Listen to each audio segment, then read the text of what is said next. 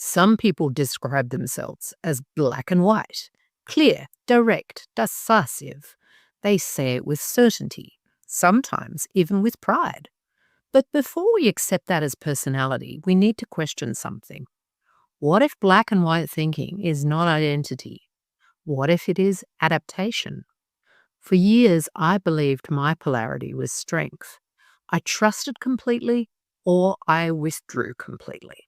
I leaned in fully or I shut down entirely. It was very little grey.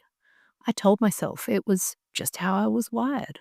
But something changed in my life that I did not expect. When attachment threat softened, my thinking softened. There was no dramatic breakthrough, no collapse, no reinvention, just safety. And when safety increased, nuance returned. That was the moment I began separating identity from pattern. Because in clinical training, black and white thinking is often framed as rigidity, splitting, all or nothing cognition. The implication is that it is fixed, but neuroscience suggests something different. When the nervous system perceives threat, the brain simplifies. Binary thinking is efficient under stress, good or bad, safe or unsafe, stay or leave. Under threat, complexity feels dangerous. Grey requires regulation. Nuance requires safety. When attachment feels uncertain, the mind polarizes to regain control. And this is not pathology first. That is protection first. When the body senses a relational danger, even subtle danger, the brain narrows its lens because certainty feels stabilizing. But certainty driven by threat becomes rigidity. Now let's look at this in relationships. How quickly can admiration turn into disappointment? How quickly does "they are wonderful" shift into "they've changed"? Often nothing dramatic has happened. A tone might shift. A response might be delayed. A boundary set may be crossed. And then an old attachment imprint activates, and the nervous system responds with polarity, safe or unsafe, for me or against me. This is not immaturity, it's unresolved threat. The body is trying to prevent abandonment before it happens.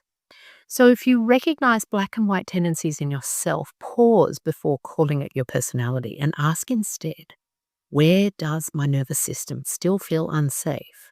Because when safety increases, the grey returns naturally. You don't force nuance, you regulate into it. When that protection is no longer required, the complexity becomes tolerable again. And this is why I no longer describe people as rigid. I describe them as patterned. And patterns shift when the conditions that created them shift. You are not fixed, you are patterned. And patterns can be recalibrated.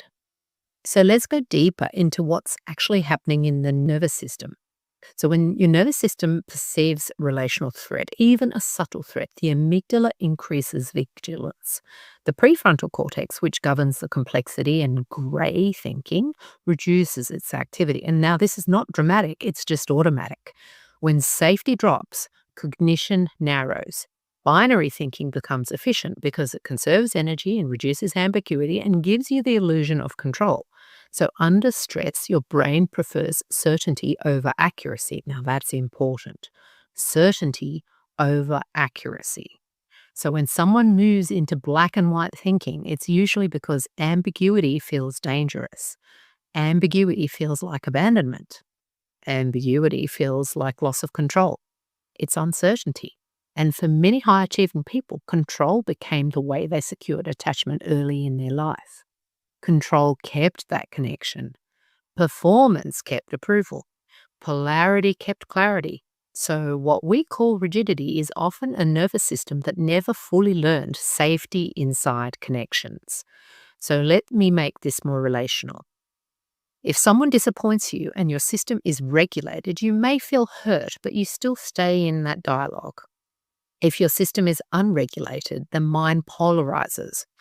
Oh, they don't care about me. They always do this. I knew it. The language becomes absolute because absolutes feel stabilizing when your body feels destabilized. This is why arguing about facts rarely helps in those moments.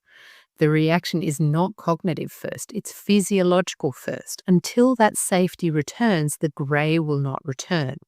And this is where modern psychiatric language can become limiting, because we were trained to label patterns as personality, cluster this, tray this, fixed style.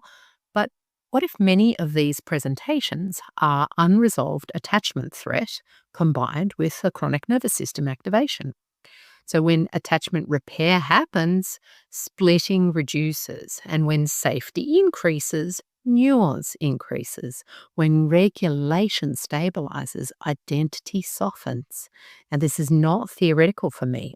I watched polarity dissolve in my own life. I did not become less intelligent. I did not become less decisive. I became less threatened. And when threat reduces, the need for absolutes reduces. That is the distinction. Rigidity is often unresolved threat. Flexibility is often restored safety. Now, I want to clarify something important. Regulation does not mean passivity. Nuance does not mean weakness. Grey does not mean you accept everything and anything. It means you can hold that complexity without collapsing into fear. It means you can feel discomfort without immediately needing certainty. It means you can remain present in your relationship without splitting into extremes. And that capacity comes from nervous system recalibration, not willpower. This is why cognitive insight alone does not resolve polarity. You can intellectually comprehend that someone is not entirely good or bad, but if your body feels unsafe, your cognition will collapse back into extremes. Insight without regulation is fragile.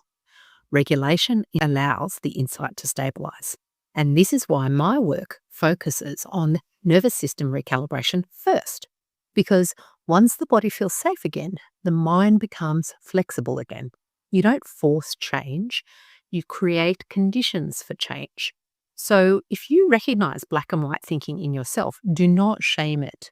Do not turn it into another flaw. Instead, ask, where did I learn that certainty equals safety? Where and when did ambiguity feel dangerous? And what part of me is still protecting against abandonment, rejection, or unpredictability? Because protection is intelligence. It just becomes outdated. And when protection becomes outdated, it feels like your personality, but it is pattern survival. And survival patterns can be updated. That's the hopeful part.